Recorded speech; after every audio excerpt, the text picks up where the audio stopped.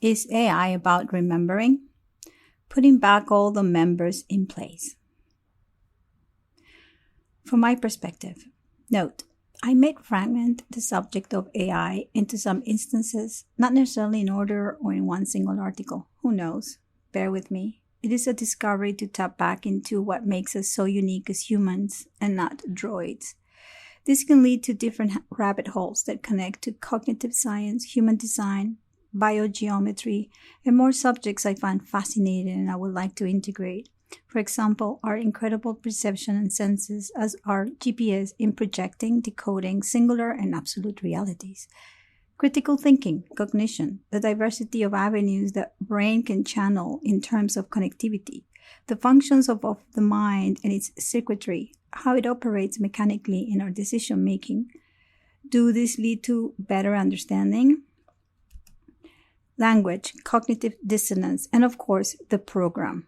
Yes, the program. As humans, we have been in a mimicking trance, copy-pasting each other to believe that we belong somewhere, to some nation or community when we actually don't. Nothing could be farther from reality. Our minds belong to those who have trained us, who have instilled information drop by drop. Freedom these days is reduced to merely our identity, and not even that, for we do not know who the mastermind really is. Our cognition, our ability to comprehend, a mental act or process of knowing, at times doesn't match with common sense, since the information fuels itself from antagonistic methods. Our human behavior acquires a definition based on conditioning that limits and shapes our lives. Think of it like a helmet or an armor. It can protect, but if you grow in size, it can deform you. So let me begin my curvy, steep road, and at one point you can ask GPT to help you decipher it because there is no beginning or end. LOL. There's an image from Star Wars where you have two droids and it says, "It is against my programming to impersonate a deity. C3PO. The program is running. Homogenization is at full throttle. I was prompted during my sleeping state to write about AI, cognitive dissonance, and language. This occurred around June 10th, 2023. I was overwhelmed around that time, so I let it be for a bit, and here I am again. This endeavor demanded a dialectical relationship, an interplay of opposing ideas that needed time to find their equilibrium within my thoughts. Hopefully, a meaningful dialogue may emerge. What the fuck? I said back in my dream. What do I know about AI? You do know about languages. You are a polyglot, not just of spoken languages, but of the archetypal ones, networks, connectivity, geometry, and some human design mechanics, right? Okay, I see where you're going. You could be my higher self, or perhaps that funny voice of consciousness. Thinking emoji. I have been writing mostly downloading what I know so far of the works of cognition, learning, and connecting synapses, the places where neurons connect and communicate with each other. I have also been performing repetitive practices, manifesting them via voice and hand drawings, recording or documenting new experiences that lead to knowledge, mostly logical loops that create certain patterns and behaviors where I can come back in the future if needed, leading to introspective reflections. While machines can also operate in loops based on programming, human cognition is often driven by a combination of logic, intuition, emotions, and consciousness. In my case, I'm very aware of the capacity of absorbing data, leaving some spatial gaps to practice and allowing creativity to flow in innovative ways that find channels of expression and therefore can be shared within the collective. Such is the case of this article. There is no imposition to write it, but I feel the invitation as an urge to investigate, and while I travel down the path, I can also share my findings. What about abstract connectivity that uses an intuitive function, connecting seemingly unrelated concepts, experiences, or ideas and generating new insights or perspectives? Or a conscious capacity that differentiates humans from machines? In AI systems, there is an absent instinctive intelligence to intuitively construct abstract wiring. Can we agree that currently AI can analyze patterns in data, yet it doesn't possess the depth of human intuition to make unforeseen and innovative connections between divergent concepts? AI may be missing emotional, spiritual, and psychological autonomy. Are we co-creating a monstrous, unaware version of ourselves? Let's attempt to find out. Down the rabbit hole. I have to admit, I have spent a good quantity of precious time watching documentaries that could easily be labeled as conspirational. Tricking the machine algorithm here. And moving around different perspectives has recently expanded my visual, mental, and psychological acuity to infinity. The more I look deep, the more pauses I need. For Ariane's thread unfolds in eternity. It has taken me back to the beginning of times, and I'm also making pit stops to the history and journey of the last century's implementation of the fiat standard. How money became the tool of death and warfare, the inception of the Federal Reserve Ponzi scheme that drives the world's monetary system into more debt and sheds blood, and where the education system leads to homogenization. The archaic education system still prevails and propagates misinformation by separating and polarizing the population into those who know and command authority in academia, manipulating legislation, and those who follow more practical training and feel powerless. There is no middle ground, and barely any integration happening, as fear makes everyone staying in a constant survival mode without the capacity to create. We need our nervous and immune systems wholesome in order to not only understand but transform the decaying world we live in. To make sense of the future, we must start to understand the mechanisms that have driven civilization to the edge of chaos with all its components thus far. Quote, inflation being a fraudulent invasion of property could not take place on the free market. Murray Rothbard, American economist from the Austrian School of Economics. To be honest, everything is connected. And now we're here 90 years later with the failure of the Keynesian economics.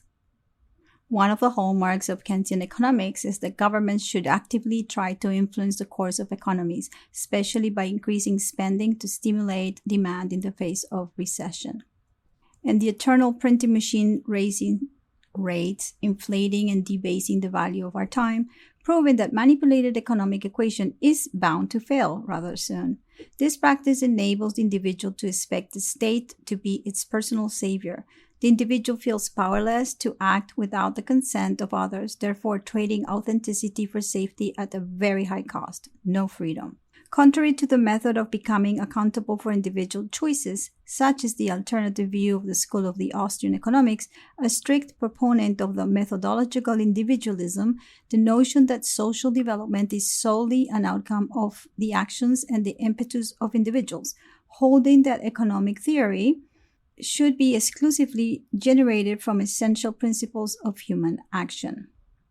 Methodological individualism is a proposition to inquire from the perspective of the individual into the emergence between self-centered interests and the importance given to the values of institutional commitments as well as those values and interests of the other.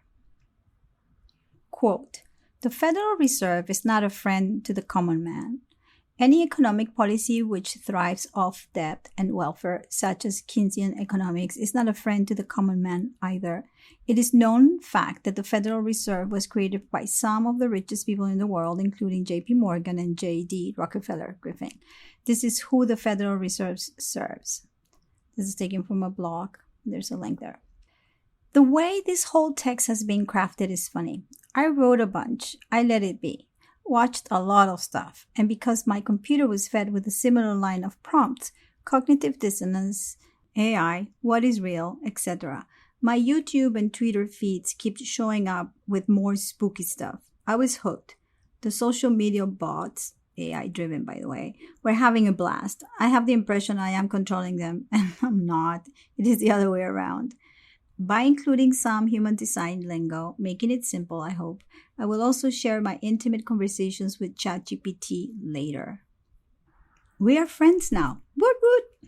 My perspective is a wide spectrum, and my aim is not to convince you, but to invite you to have a deeper relationship with your cognitive faculties, as they will shape the near future because you and I are already feeding the bot with all kinds of information. Remember, this is perfect timing while Venus is in the underworld. Relational values. There's a link to the article about Venus retrograde.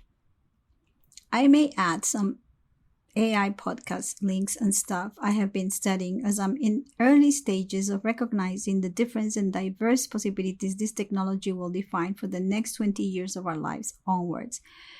As with everything I put my attention to, I want to educate myself to understand its potential, its risks, and how to relate to both so as to make wise decisions.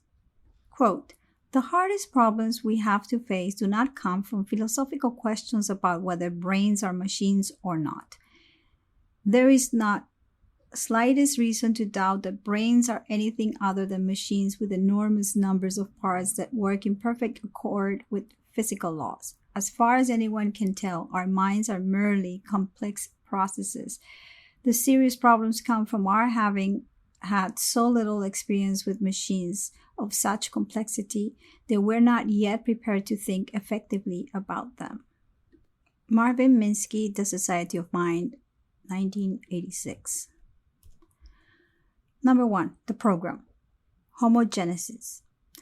For our decision making, we're encouraged to use our minds, discouraged to listen to our intuition, or to be aware of our instinctual brain, which serves a survival function. Further, we are deterred from observing our emotional wave, which creates a quality of distorted perception with the whole aim to program us as a herd in homogenized culture. Cultural homogenization is an aspect of cultural globalization, listed as one of its main characteristics, and refers to the reduction in cultural diversity through the popularization and diffusion of a wide array of cultural symbols, not only physical objects, but customs, ideas, and values. This comes from Wikipedia. Sameness, of the same kind, the same race, the same stock, genderless, compatible, consistent, alike, equal, uniform, boring. How can we differentiate in our own uniqueness if the program only runs one mode? There's a cartoon. There's a line of dudes in a McDonald's, and there's an Asian woman that says, "May I take your order?" And then there's a dude with I'm not going to describe how they look. They're all different racially and whatever. And one says, "Big Mac, fries, and large Coke." The other one says, "Same for me." The one behind, "Me too." And then the last guy says, "Ditto." Who says we can all get along? My goodness. Rewind the tape back to 1982, please. I remember when Alan Parker's Pink Floyd The Wall movie came out. I was attending an English school in Bogota, and the Falkland War was a shadow in the background. We called those islands Las Malvinas, and everything was odd as my secondary school education was coming to an end. This tune became a hymn.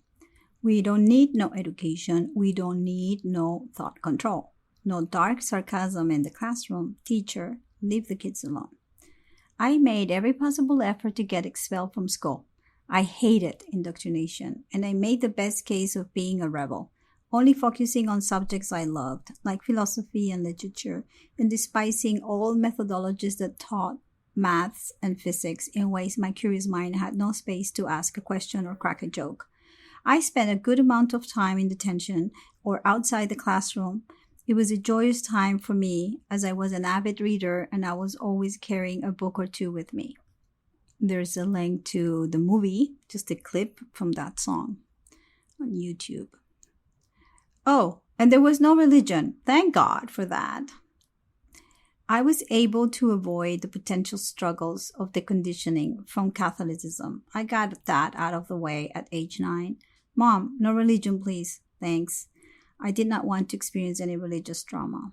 All I needed was to leave Colombia. I had, since my father's death, done some strategic preparation. I enrolled in after-school private tutorials at home in French, Italian, German, and Portuguese. I assured my mom I needed all these languages to succeed in what I wanted to study. Fashion design. What? Fashion design? Really? Yep, Mom. I needed technical and practical education. No academia, thank you very much. I loved reading and I was very curious, yet I sensed that formal education will hinder my spirit. I trusted my intuitive self, and somehow my mother had faith in my choices too. My manifestor type has been informing others of my wants. My 9th house Scorpio moon with 4 planets, Mars in Aries, the Sun, Jupiter, and Mercury in Taurus, all in my 3rd house, made me independent, resilient, curious, and looking for adventure and philosophical experiences. Quote, the development of full artificial intelligence could spell the end of human race. It would take off on its own and redesign itself at an ever-increasing rate. Humans, who are limited by slow biological evolution, couldn't compete and will be superseded. This is Stephen Hawking from an interview with the BBC in December 2014. Cognitive performance and the difference between me learning multiple languages and AI taking over the world. So, artificial intelligence is in everyone's mind. Are they coming for us? Will they take our jobs? Can we cheat and make things faster and effortless with their help? Will they support our civilization or end up running our lives like in horror sci-fi movies? Can AI have sentiments and common sense? How can they perceive reality? Who is training them? Huh? We are. Duh. Quote, if you know the enemy and know yourself, you need not to fear the result of 100 battles. If you know yourself, but not the enemy, for every victory gained, you will also suffer a defeat. If you know neither the enemy nor yourself, you will succumb in every battle. Sun Tzu, The Art of War. To gain insights into the mind of the future, it requires a deep understanding of the vehicle in which your thoughts and beliefs operate. This is from Human Design. Human intelligence is designed to adapt to new circumstances by combining a range of cognitive activities, while AI intelligence is a simulation of human intelligence processes by machines.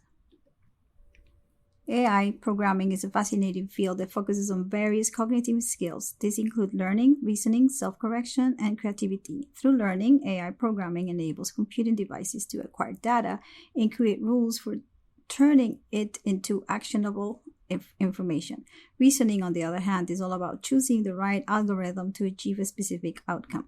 Self-correction ensures that algorithms are continually fine-tuned to provide the most accurate results possible. Finally, creativity uses a range of AI techniques to generate new images, text, music, and ideas. It's amazing to see how far AI has come, and it will be interesting to see what the future holds with this rapidly evolving technology.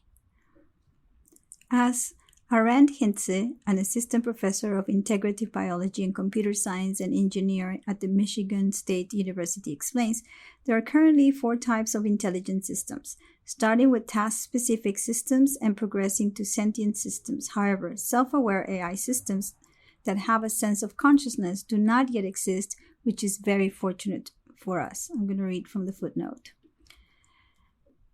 The types are reactive machines and task-specific systems with no memory, which can predict but not record, such like a chess program. Limited memory systems use past experiences to inform future decisions, like self-driving cars. Theory of mind, still under research. This system will be capable of understanding emotions by deducing human intentions and anticipating behavior, a skill necessary for participating in human teams. Self-awareness, AI systems that will have a sense of self, which gives them consciousness.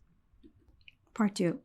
A sleeping state, cognitive dissonance plus magnitude range, information overload, dismembering, dissonance, dysphoria, disconnection, disinformation, dislocation, disorientation, disposition, outside of a frame of mind, outside of parameters that can sustain coherence in life. Some discernment. Taking in too much information incapable of being processed can reduce the quality of decision making, which is known as information overload. Footnote. In his best-selling 1970 book, Future Shock, Alvin Toffler argued that society is undergoing an enormous structural change, a revolution from an industrial society to a super-industrial society. This change overwhelms people. He argues that the accelerated rate of technological and social change leaves people disconnected and suffering from shattering stress and disorientation, future shocked. Toffler stated that the majority of social problems are symptoms of future shock. In his discussion of the components of such shock, he popularized the term information overload. Oh, decision making. What a soup when one cannot make up one's mind. In human design, it means following the strategy of the aura type and making decisions with the authority that is determined by the definition of our uniqueness. Unless you are a mental projector, your mind needs to be free from decision making. In human design, the authority is given to the body, and as such, we release the potential of individual mind. The environment plays a role. Variable is to awareness what type is to form. The type, which tells you more about the physical body and circuitry, and the variables, which tell you about awareness and mind. These are tools to free your mind by embodying your mechanics and following your type strategy and authority. You will know how to enter into situations when to implement an authority, whether you have to wait, surfing the wave of time, or use your instincts in the now, respond to gut prompts, or reflect for a whole lunar cycle the nature of what you are perceiving. Moral and ethical inquiries resist both broad generalizations and attempts at imposition on others. Some 6 to 8 weeks ago, the antagonist appropriation of the natural rainbow spectrum for political motives aimed at division, displacement, and disempowerment pervaded every corner of discourse. The annual month-long ordeal for those who don't align with such perplexing ideologies was acutely felt, prompting me to ponder, how does this unfold? I dug into some historical context which, for now, I'm too bored and uninterested to share about. However, by fostering a sense of unease that requires rectification, it is part of a large program of dismembering and reprogramming the minds of children to feel that there is something wrong that needs to be repaired. The dangers of AI being combined with medical mutilations will only invite more cognitive dissonance, which is described as the theory of cognitive dissonance proposed by psychologist Leon Festinger in 1957 suggests that individuals have an inner drive to maintain consistency and harmony within their cognitive systems. When confronted with information or situations that challenge their existing beliefs or attitudes, they experience a state of cognitive dissonance. For your information, body disassociation is another trauma response. The dissonance materializes first through the outright rejection of inclusion. Subsequently, upon encountering spaces of inclusion, the tendency emerges to cast oneself as a victim, capitalizing on it and thereby engendering a demand for distinct categorization. And if there were not enough, instead of following the flow of natural law, these altered minds aggressively impose their preferred nomenclature on others. Manipulating language structures, distorting grammatical conventions, and asserting entitlement dogmatically with fervor. In certain instances, they even project their own delusional psychotic fantasies onto impressionable children. This constitutes deep-seated indoctrination. It is a matter of utmost gravity, and it is not a joke. I was aware of Human Design 2027's predictions of mutations and evolutions. My dear friends, these are not it. These are distortions of reality to an extreme. Do these fellows have any capacity for self-reflective practices? Might these wounded souls embrace their internal conflicts, embarking on a journey toward greater coherence in their thoughts, convictions, and deeds? There exists a pathway to somatically integrate emotional trauma that doesn't involve dismemberment. A gentler and more compassionate approach to self-acceptance and surrender exists. It requires courage and accountability.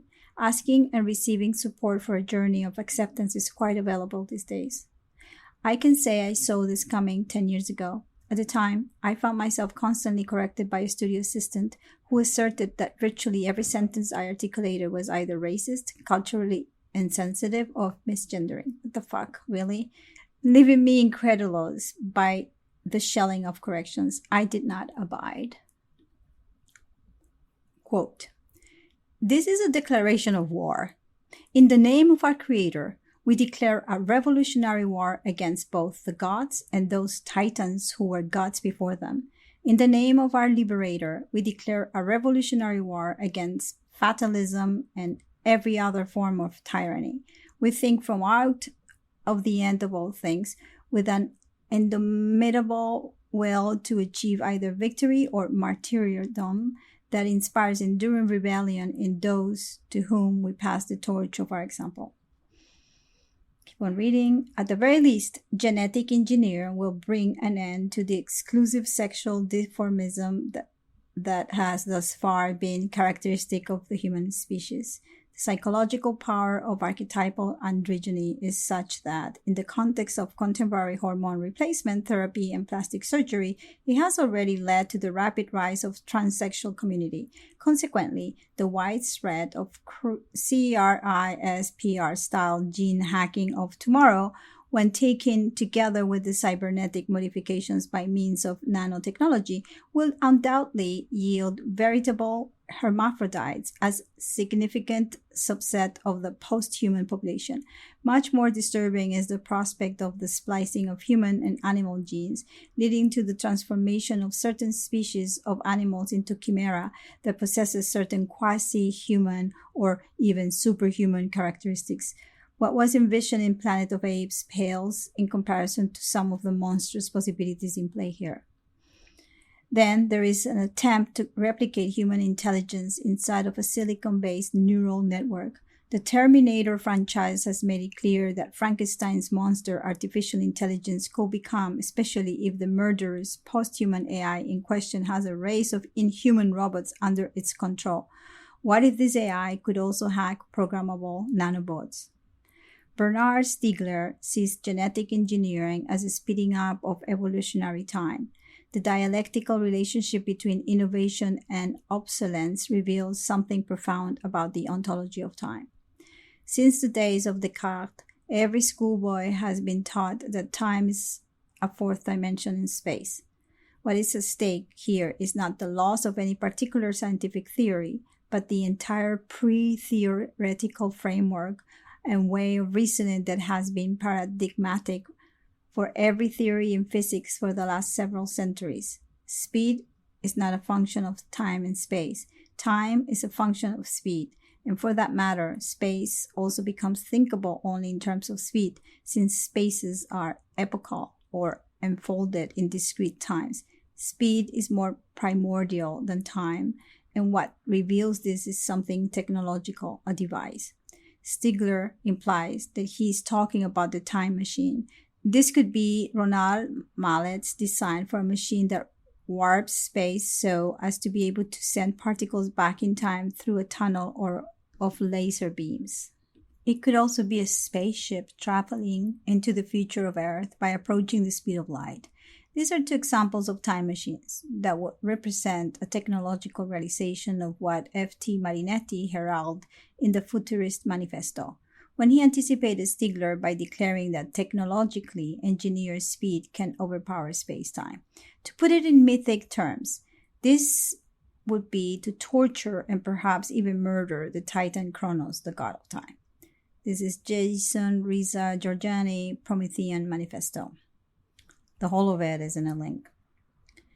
AI is a representation of the possibility of re-educating the mind, ours, not the machines, to include new cognitive relationships, recognizing the rationale or the logos and the nous or capacity to decide that envelops information from the past sensing experiences.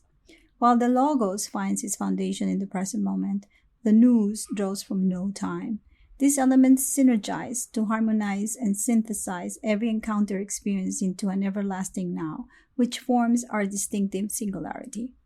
In upcoming articles, I will take you into a realm of personal narratives and reflective moments, an intricate interweaving of computers, the internet, and societal shifts, along with concepts like political correctness, revealing a tapestry that shaped my journey. They may guide you through my transition from a fully analog existence to a digital landscape, a transformation etched 29 years ago, a significant chapter encompassing almost half of my life and redefining dimensions of my identity, communication style, and creative expression. A harmonious interplay between the history of networks, protocols, and language models. Within this complex web, the symbolism of cognition within the planets Mercury and Jupiter unfolds, illuminating human intellectual growth and potential through celestial parallels. An intimate dialogue with ChatGPT emerges, showcasing AI's conversational dexterity and sparking inquiries into AI's sense of humor. Lastly, an exploration of the interaction between the senses and the science of harmonics, highlighting the connection between sensory perception and underlying mathematical patterns. Distinctions between sentient beings and machines, emphasizing consciousness, emotions, and subjective experiences as differentiating factors. These topics collectively provide a multifaceted understanding of the complex interplay between technology, cognition, symbolism, perception, and consciousness. I love this rabbit hole. Quote, "Human creativity always finds a way, but we must understand how it's changing. Only then can we direct technology's immense power. AI is a tool like any other, taking the shape we give it. Some argue AI models unfairly mimic artistic styles without consent. Studies confirm AI sometimes directly copies parts of training images. These are real concerns worth thoughtful action. But as pioneer Elving Toffler noted, all creativity builds on what came before." Eva Rotrology. Astrolingo break. The key is to understand what will happen when Uranus moves to the sign of Gemini by mid-2025. Jupiter will enter the sign of Cancer, squaring Neptune and Saturn in early areas. Pluto will be already at 3 degrees of Aquarius. The way we communicate between ourselves, machines, and beyond will be affected, as well as what defines our reality could take a completely new form that can expand our emotional capacities to travel beyond time and mind. By then, AI may be well implemented. The idea is to understand our cognition, our limitations, and our ability to be sovereign now, so we create results that will enhance our experience as opposed to limiting it by design. I am has never been more powerful. Who am I? How can I contribute? How can my lack of awareness reshape the human experience? We can't be who we came to be without fully embodying the I am. Some ponderings. On August 8, 2023, the celestial bodies of Jupiter and the Moon in Taurus square the Sun in Leo. The Venusian identity that expresses beauty, lust, and the senses can be expansive mode. Check your ego meter and keep following a healthy routine. Overconfidence can lead to arrogance. Remember, Uranus nearby can pull an unexpected trick. The Sun makes an aspect of 120 degrees to Chiron, both supporting the fire's expressive nature and gesture of joy, and knowing that to be courageous and validate oneself, one has to let go of codependencies. Mars is an inconjunct to Chiron, suddenly feels that the urge to assert oneself could lead to pain, rejection. Time to heal that notion with discernment, creativity, and compassion. Putting additional links. There's a wonderful interview with Steph Uweboyo and Jason Reza Georgiani on AI, aliens, nihilism, Nietzsche, Prometheus, and metaphysics. Okay, guys, this was long. I still have more to share soon, but I won't push it. For now, just enjoy, because life is about enjoyment. Take care. Bye-bye. And creativity.